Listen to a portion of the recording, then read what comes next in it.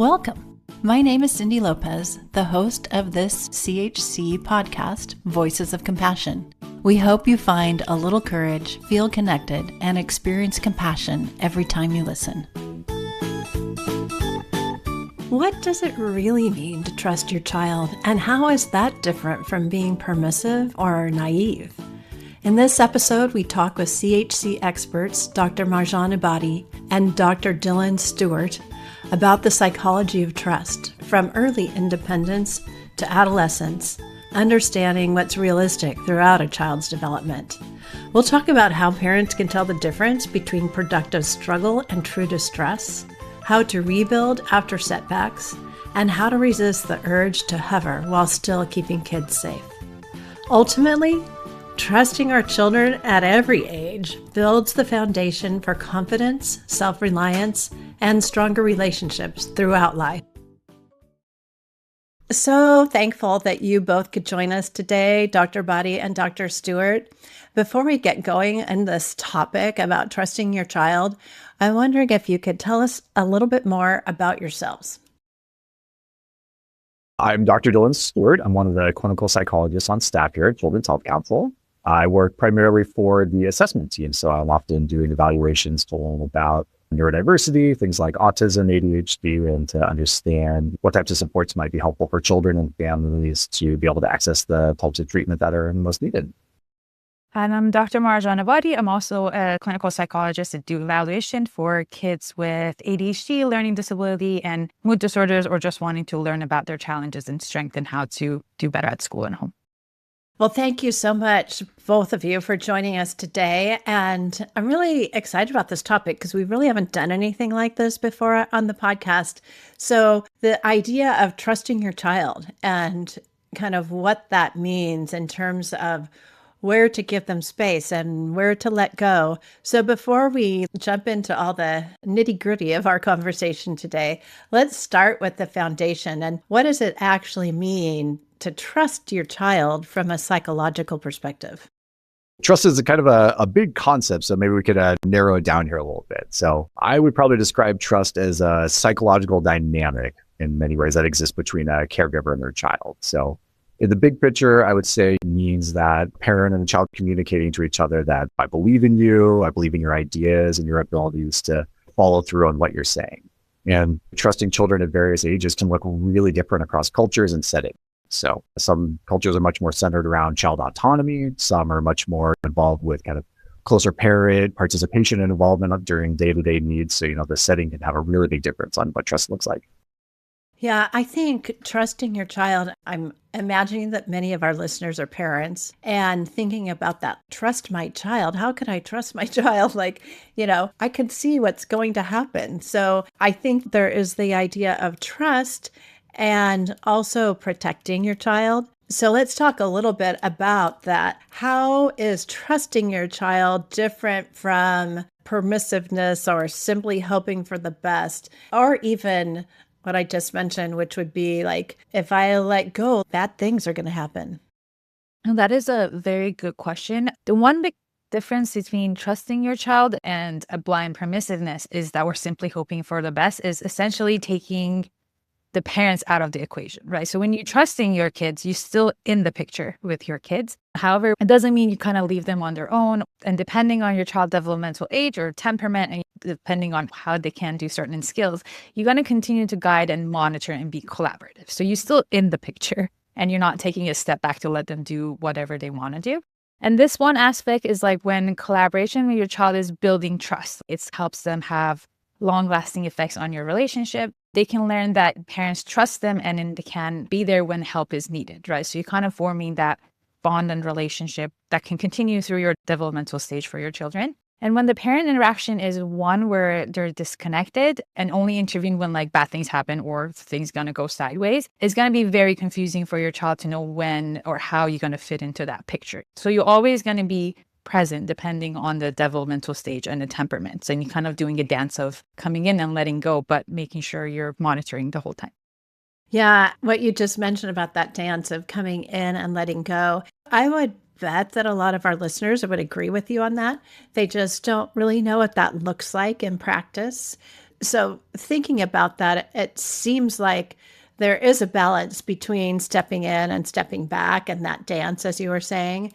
One of the biggest challenges that parents face is knowing when their child genuinely needs their help versus when they need space to figure things out themselves. So, how can parents distinguish between their child who's struggling, like a productive kind of struggling, versus one who's really genuinely overwhelmed? Yeah, this is a situation I hear from parents very often in my clinical work that I'm doing. So it's probably helpful to start by saying there's a big difference between the parenting style that is hovering and micromanaging every aspect of safety and then being a parent that's available to help when the situation calls for it. I usually encourage parents to think about a few aspects of like how closely they're involved with their children and how much they can trust them. So the questions I tend to ask them are, what is your child learning when you solve their challenges for them? And then on the other side of that is, what is your child learning when they need to figure out the solution on their own? And in this dynamic, it's important to remember that children and adults, for that matter, they learn by playing, by experimenting, by making mistakes. So the more they're able to engage with this type of learning process, the more they can feel ready to meet the new challenges that they run into. So for some kids, it is going to be a more gradual path, though. To enter into this type of experimenting or learning just might take more time for them. So for the parents, the goal here is really to find the right level of exploration and independence that their child can participate in. If your child is becoming overly anxious, overwhelmed to the point that they can't engage in that learning, they can't access any of the strategies that they've worked on, then that's the time to pause. The goal isn't to overwhelm your kid at all of these moments. Rather, you want to revisit and say, what's the appropriate level of challenge that they can engage with right now? Because that's where the learning potential is going to be available to them.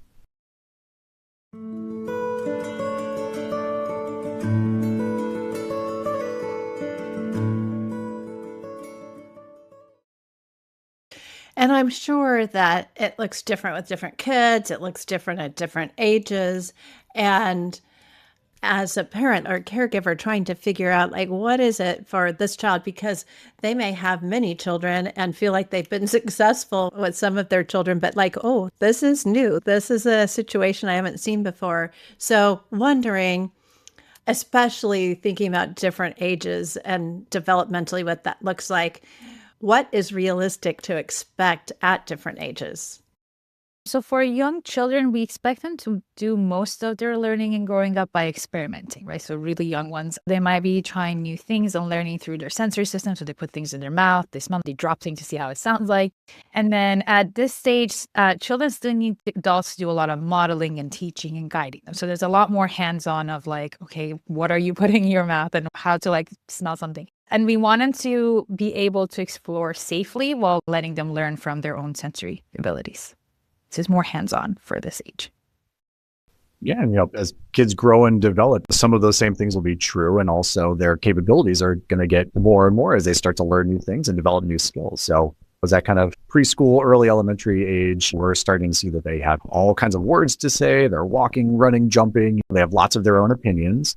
And at that point, it is starting to kind of communicate some of your trust directly to them, saying that we want to help understand your perspective, understand what it is that you would like to do, and how can we work together to make that an option for you.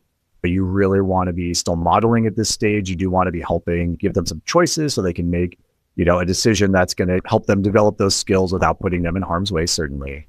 But really, more than anything, you want to help them be able to say that they have some agency as part of this process, that they get to be involved in making the choices so that they can grow in the ways that you're most excited about.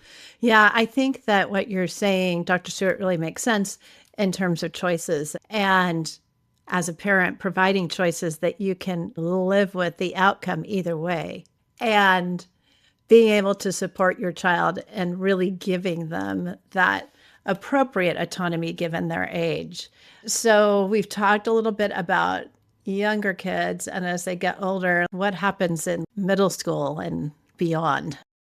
Yeah, so for a lot of kids in like late elementary and middle schools, as you said, we kind of expect to see much clearer opinions and ways that they believe events should happen, right? So trusting your child in this stage, it requires a little bit more scaffolding. So helping them identify different perspective or options that they can explore. This might look like helping them think through the situation and then arriving at their own decision. So if you want to use an example, like they're having an issue with either a friend or a teacher, and then so we don't want to give them advice first, right? We don't want to be like, this is what you do. And instead, we want to do more like exploring with them. Like, what do you think you could do? Or what's your plan? So kind of giving them the space to be able to express their own opinions and ideas.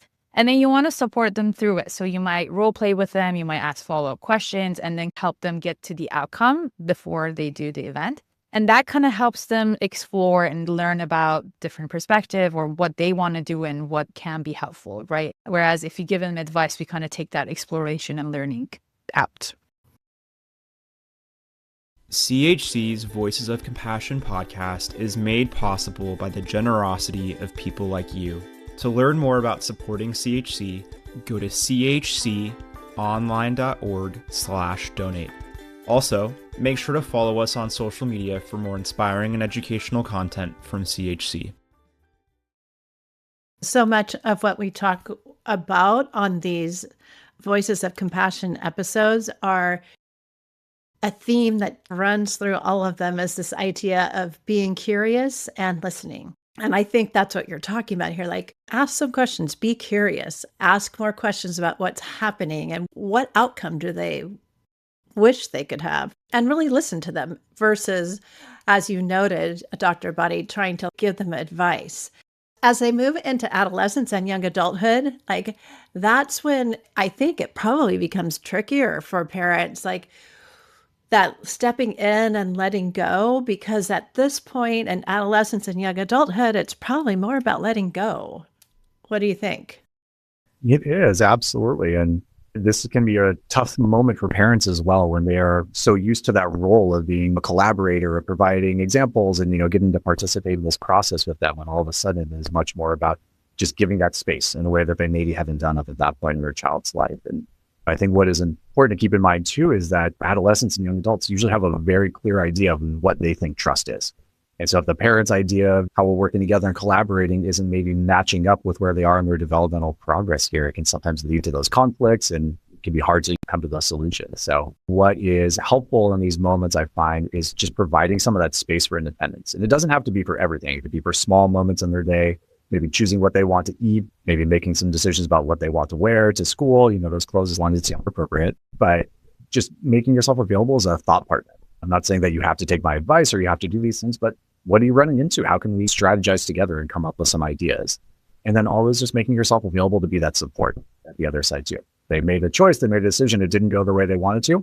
Let's talk about it. Is there something we can do to repair with the other people that were involved? How can we help you in the next steps of this process? But for parents, you want to be that touchstone at this point of trusting your child. And the more that kind of dynamic can be set up, the more it's going to help in the long term, knowing that your relationship is changing at this stage of your life. I like that idea of being that touchstone. I think it's a nice picture for our listeners to think about. You're kind of staying in place and you are letting your child know like they can keep coming back to you. So as we think about times that do require some intervention, like the difference between struggle and distress and trusting the process versus preventing harm, what does that look like? So it's very helpful to learn and know if your child's struggling because they haven't learned the skill, so they don't know how to do it in the first place, or they're frustrated because of how long it's taking them to do it. So you want to monitor and see how often that happens, why they happen, and if the reaction matches the outcome or the stress response. Some warning signs that is getting more into distress and struggling part is that you see a lot of excessive anxiety that is more than normal, perfectionism that happen, regressive behavior, like in young kids been potty trained, you might see toilet accidents or having a hard time sleeping alone, refusing to go to school. So those are things that are impacting their other domains like school and everyday life. And so you may have to move across the spectrum of how to help depending on a situation, right? So you might teach them the skills, you might provide guidance and modeling or do scaffolding. So in a way, you're like a coach at the sporting event. So you're on the sideline, right? You never see in the sporting events the coach jumping in and scoring the goal, right? You see them kind of making comments on the side or working on observing what went wrong, and then they retrain them if they need to. And you just have to do the same dance depending on the situations. And like depending on your child developmental and their specific abilities, you might do more or less depending on what they need at the time. And then we want to make sure for younger or like preteen, usually I tell parents to always think one step ahead. So even though you're observing, just think about like one step ahead and where is that going to leave and it's going to cause harm. Because like we said earlier, you don't want to jump in when it went really bad, right? You kind of want to always monitor and help them get there. Yeah, really appreciate that and that metaphor of the coach where they don't jump in and score the goal, right? What practical strategies might you suggest for building trust? The first thing I always recommend to parents is to talk to your kids about this directly, is to ask them what they might feel comfortable to do. What kinds of things do they feel ready to take on? There's this beautiful kind of approach. It's sort of connected to the Let Grow project that Lenore Skenazy, Peter Gray, and Jonathan Haidt, the author of The Anxious Generation, have really started to share with more people around the country, and just helping to have conversations with kids and say, what types of tasks do you feel ready to do? Can you be in charge of getting yourself ready for school in the morning? Can you bike all the way to school on your own? Can you ride the subway to school on your own? Different questions and kind of goals that kids might feel ready to do, but parents may still be hanging on to some of the stress that goes along with that. So when you bring in the child's voice, it gives them a lot more ability to collaborate, participate so they can grow there. The second piece is you really want to be communicating clear messages to your child about what they can do to stay safe in these situations. It's a real big difference between saying, be careful, don't get hurt all of the time, and instead saying, why don't you try to do this to help you stay a little bit safer? And that can really make a big difference to kids, is kind of outlining how they can stay safe instead of trying to warn them about all of the infinite potential dangers that exist out there. And of course, for children, we want to be really mindful, especially for younger kids, with the types of words that we're using. Being really clear and concise in our safety messages that we should send to children really helps. A young child isn't going to get a list of 15, 75 things that might be dangerous in the walk from the front door to the car. But if you say, can you please stay on the path because the grass is wet, I don't want you to slip, that's going to make it a lot easier for kids to understand what they can do to stay safe in those moments. So using really clear language that your kid's developmental age will be able to understand. And as you said earlier, Cindy, too, like parents can be very anxious about trusting their child, right? So, and it's okay to be anxious, but we also want children to explore without taking on their parents' stress. Because as you said, like if you look stressed, your kid might be like, I'm not trying this because my mom looks like she's terrified about me trying this. So we want to make sure that you have the support that you also need, right? So finding the community of parents that you can rely on or help manage your emotional reactions, or finding your village. That could be like asking your family members or getting professional help if it's needed, depending on what you need.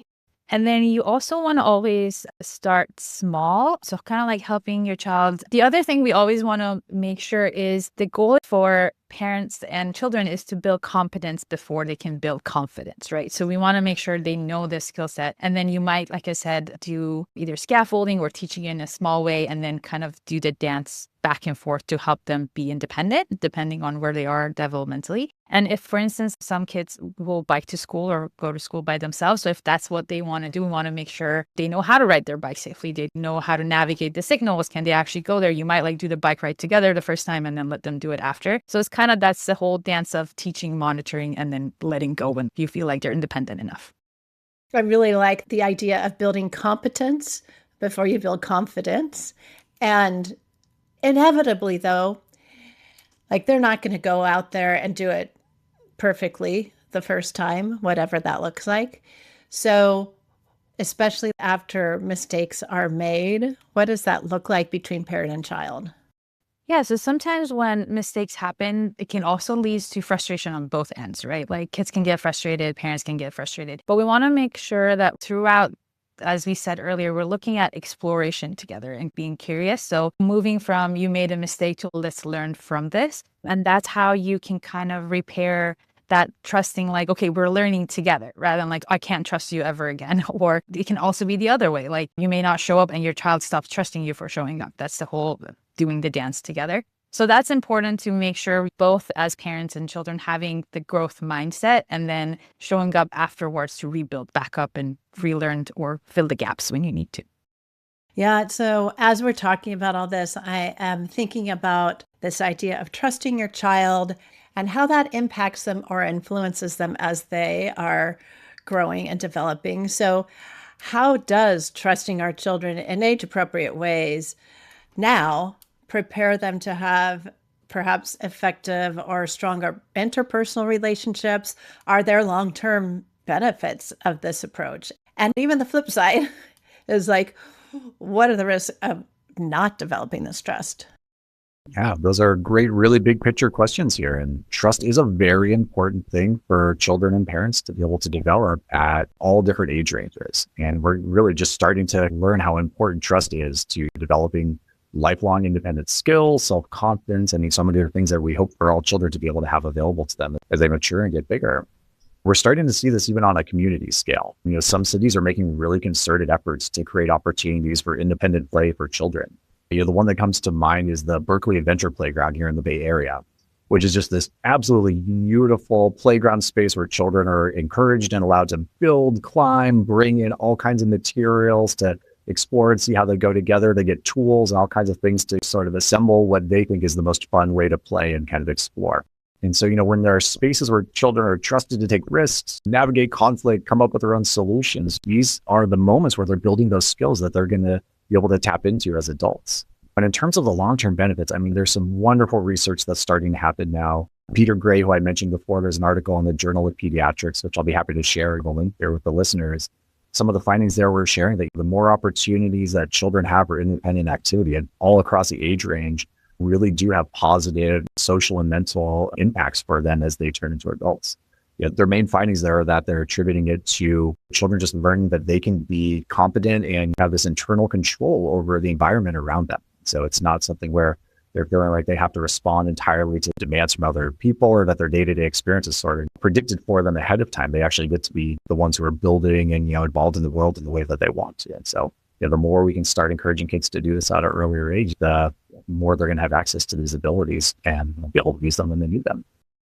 Something you said in previous remarks, Dr. Stewart, was the idea of developing agency. And that's such a big thing for our kids to have agency as they are growing and what that leads to as adults. And that idea that you just mentioned, Dr. Stewart, about having some control over what you do and how you do it, those are big things to developing agency and developing confidence in oneself, especially as they think about the options in front of them. Like, should I do this? Could I do this? All of that. So I think this idea of trusting our children is really foundational to not only the parent-child relationship, but to who they become. So I'm wondering what you hope our listeners really take away from our conversation. Learning to trusting your child. I hope they remember that learning to trust your child and continue to guide and support them is a fundamental part of learning and growing up. So it's important to keep them safe while also allowing to explore and learn from their mistake. And building this collaborative relationship can lead to strong attachment and trusting relationship that can be with you and also can be replicated in their future relationships and other ones.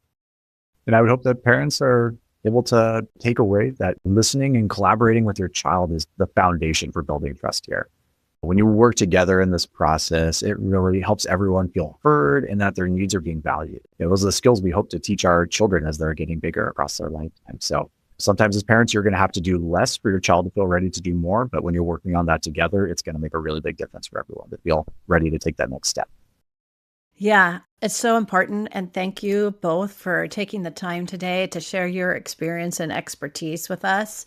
And to our listeners, if you're feeling like you're kind of stuck away with your child and the trust thing is very difficult because there might be other things going on, please feel free to reach out to us at CHC. We are here for you. You can talk with our care team by calling 650-688-3625, or you can email our care team at careteam@chconline.org. So we have lots of different types of services that might be helpful to you. As both Dr. Stewart and Dr. Ebadi said, they both do assessments of children. That might be helpful. We have parent coaching. You can get some coaching from one of our specialists, one of our experts who can help you in this process. So if you need help, please reach out. So thank you all for joining us today, Dr. Stewart, Dr. Ebadi, and our listeners. Thank you so much. Visit us online at podcast.chconline.org. Make sure to subscribe to Voices of Compassion so you never miss an episode, and we'd love it if you'd leave us a rating and review.